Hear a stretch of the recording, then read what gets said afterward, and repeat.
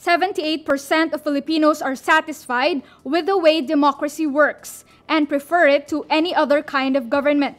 The Social Weather Stations or SWS survey was held March 23 to 27 but released only on Tuesday, June 12, Independence Day. This is 2 points lower than the 80% recorded June 2017 and statistically the same as the 79% in June 2016, the tail end of the previous administration.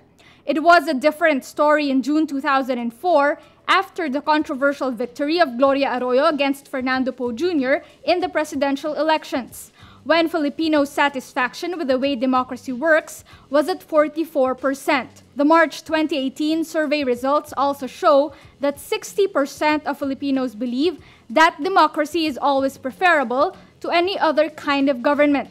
In contrast, 19% believe that under some circumstances, an authoritarian government can be preferable to a democratic one, while 21% felt it didn't matter whether the Philippines remained a democracy or not.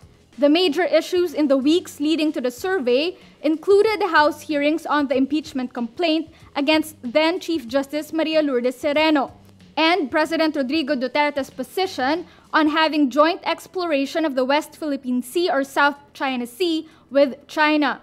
The survey was conducted ahead of the successful ouster of Sereno through a quo warranto petition filed by Solicitor General Jose Calida.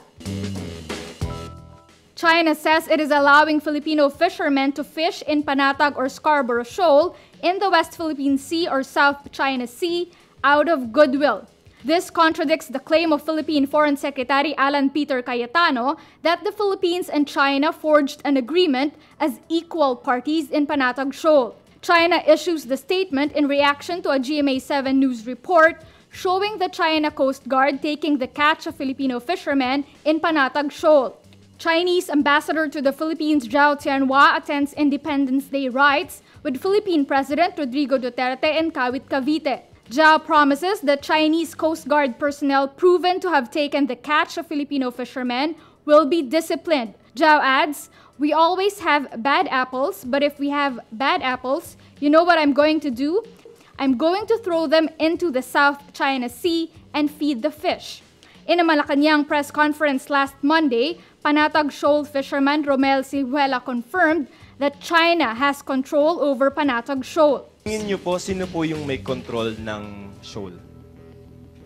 Sa tingin ko ngayon, parang China pa rin. Yung patuloy na pagkakaibigan na ng China at saka Pilipinas, doon pinapayagan ng Pilipino na mangisda dyan. Vice President Leni Robredo says Filipinos' freedom is once again being threatened since the proclamation of independence from Spain 120 years ago. Robredo says, "These days, it seems our freedom is once again facing different kinds of threats, from the perennial problem of poverty and rising prices of commodities to the loss of justice, from the disregard of human rights to a foreign power claiming our country's territories." A day before Independence Day, the Vice President tagged China's increased militarization of the West Philippine Sea as the most serious external threat to our country since the Second World War.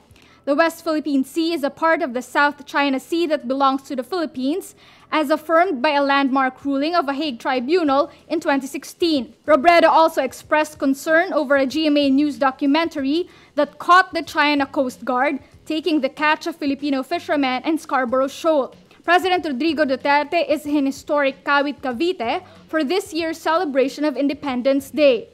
He calls on Filipinos to cherish the Philippines' sovereignty and democracy. Indeed, the story of how our forebears fought for our sovereignty and established a Filipino nation shall forever inspire us to cherish the freedoms that we enjoy, all of us, today. Duterte is heckled by a small group of protesters shouting "Duterte traitor" and "Oust Duterte." Our Constitution guarantees freedom of the press, freedom of assembly, and free expression. So I would just advise the law enforcement to just deal with them peacefully and the maximum tolerance. Hindi man ho natin, we cannot agree at all times for all seasons. But at least we have this exercise once every 6 years, I suppose, under this new constitution, and you can elect the leaders that you want to run the country. Duterte moves on to his speech, which focuses on his campaign against illegal drugs. Sadly, more than a century since our heroes liberated us from foreign subjugation, our nation still has to face enemies that attack from within. This time, we face the modern challenges of poverty, corruption, environmental degradation, terrorism, criminality, and illegal drugs. Narinig ninyo yung last mo? Illegal drugs. The Philippine National Police, or PNP, names 10 barangays or villages in Quezon City that had the most number of crimes in a span of 40 days, based on police blotters from April 25 to June 3. Barangay Socorro in Cubao recorded a total of 29 cases of crime, making it the most crime-prone barangay during this 40-day period, said the Quezon City Police District, or QCPD. QCPD listed the 10 most crime-prone barangays from April 25 to June 3, with a corresponding number of crimes recorded.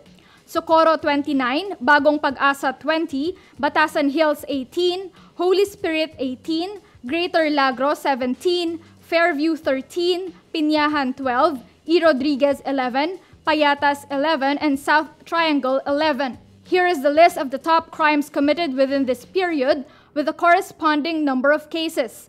Theft 208, robbery 94, physical injury 82, motorcycle theft 20, murder 19, carnapping 10, rape 6, and homicide 4. Crimes were committed between 7 and 11 p.m. QCPD Head Chief Superintendent Joselito Esquivel says CCTVs are a big help in identifying suspects of crimes, so it's important that they are installed in crime-prone areas. Talks between United States President Donald Trump and North Korean President Kim Jong-un ended Tuesday afternoon in Singapore. Trump says talks with Kim were honest, direct, and productive. He adds the Korean War will soon end. My meeting with Chairman Kim was honest, direct, and productive. We're prepared to start a new history, and we're ready to write a new chapter between our nations.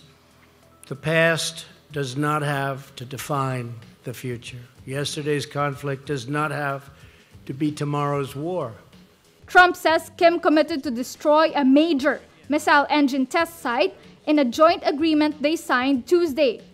Chairman Kim and I just signed a joint statement in which he reaffirmed his unwavering commitment to complete denuclearization. The text makes no mention of U.S. demands for complete, verifiable, and irreversible denuclearization, which is jargon for scrapping weapons and committing to inspections. Trump says there was a lot of progress and that it was a really fantastic meeting. Trump says the meeting went better than anybody could have expected. Going great. We had a really fantastic meeting. A lot of progress, really very positive. I think better than anybody could have expected. Top of the line, really good. Earlier that day, Kim acknowledges how far they've come despite the antagonism months before. Well, it was not easy to get here. 우리한테는 우리 발목을 잡는 그 과거가 있고 또 그릇된 전쟁과 관행들이 우리 때로는 우리 눈과 귀를 가리우기도 했는데 우린 모든 것을 이겨내고 이 자리까지 왔습니다. Trump says follow-up U.S.-North Korea talks will take place next week. We'll meet again. We'll meet many times.